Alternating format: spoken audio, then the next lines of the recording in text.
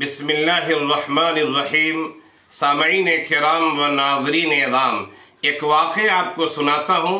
اس واقعے کا تذکرہ احادیث کی متعدد کتابوں میں ہے اور سچا واقعہ ہے۔ اللہ کے رسول صلی اللہ علیہ وسلم نے یہ واقعہ صحابہ کرام کو سنایا ہے، احادیث کی کتاب موجود ہے۔ اس واقعے سے بھی ہمیں اور آپ کو نصیحت حاصل کرنا چاہیے۔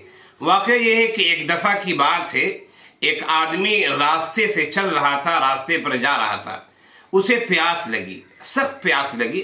اس نے دیکھا کہ راستے میں ایک کنواں ہے، وہ کنویں میں اترا اور اس نے اپنی پیاس بجھائی، پانی پیا۔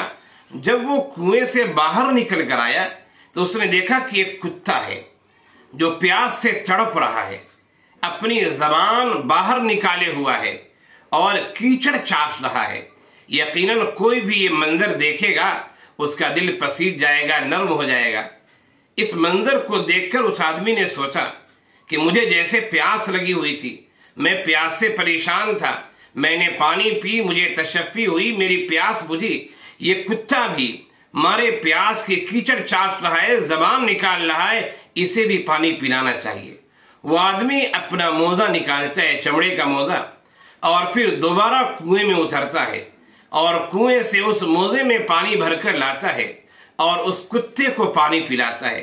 کتا پانی پی لیتا ہے، اس کی پیاس بجھ جاتی ہے، یقیناً اس کی کیفیت بدل گئی ہوگی۔ پانی پینے کے بعد کتا بھی خوش ہوا ہوگا اور پانی پلانے والے آدمی کو بھی خوشی ہوئی ہوگی۔ اللہ کے رسول صلی اللہ علیہ وسلم نے فرمایا کہ اللہ تعالیٰ نے اس آدمی کو معاف کر دیا، یعنی اس کی مغفرت فرما دی۔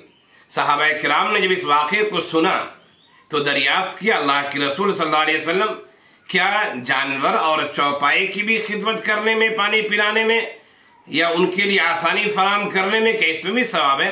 آپ نے فرمایا ہر جاندار کی خدمت میں ثواب ہے۔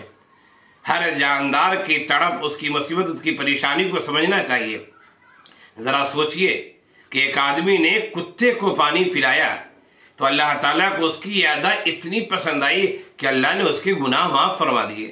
اور یہ واقعہ دوسری روایتوں میں دوسرے انداز سے بھی آیا ہے، لیکن سب واقعے کا خلاصہ یہی ہے۔ جتنے بھی طریقے سے یہ واقعہ درج ہوا ہے، سب کا خلاصہ یہی ہے کہ اللہ تعالیٰ کو یہ ادا اتنی پسند آئی کہ اس بندے نے ہماری ایک مخلوق جو کتا ہے، اس کی پیاس کو، اس کی تڑپ کو، اس کے دکھ کو اس بندے نے سمجھا اور اس کی پریشانی کو دور کیا۔ اللہ کو یہ ادا پسند آئی اور پھر اللہ تعالیٰ نے اسے معاف کر دیا۔ ہمیں بھی چاہیے کہ ہم اپنی زندگی میں سے دیکھیں کہ اللہ کی مخلوق کے لیے ہم مفید بنے۔ ہم تو انسانوں کی پریشانیوں پر خوش ہوتے ہیں، کتنے افسوس کی بات ہے۔ ہمیں انسانوں کی پریشانیوں کو بھی سمجھنا ہے، اسے حل کرنا ہے۔ اور اللہ کی دیگر مخلوقات ہیں، چرند پرند ہیں، دیگر مخلوقات ہیں، ان کی بھی پریشانیوں کا اگر ہمیں علم ہوتا ہے اور ہم کچھ حل کر سکتے تو ہمیں حل کرنا چاہیے۔ جانوروں کو بھوکا رکھنا، انہیں تڑپانا، پیاسا رکھنا، انہیں کھانا نہ دینا، پانی نہ دینا، ان کے ساتھ ظلم کرنا، ان پر طاقت سے زیادہ بوجھ کو لاد دینا، یہ سب گناہ کے کام ہیں، یاد رکھیے۔ جانور آپ پالتے ہیں، ہم لوگ پالتے ہیں، انسان جانور پالتا ہے، لیکن جانور کے بھی حقوق کو سمجھنا چاہیے۔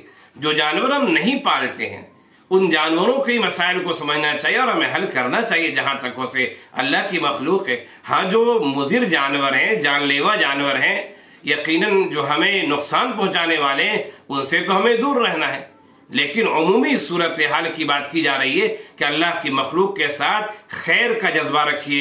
انشاءاللہ ہماری زندگی میں اس سے بہتری آئے گی اور اللہ کو یہ ادا پسند آئے گی، اور ہو سکتا ہے کہ یہی ادا ہماری بخشائش کا ذریعہ بن جائے۔ اللہ ہم سب کو نیک کام کرنے اور نیک عمل کی توفیق عنایت فرمائے۔ آمین یا رب العالمین۔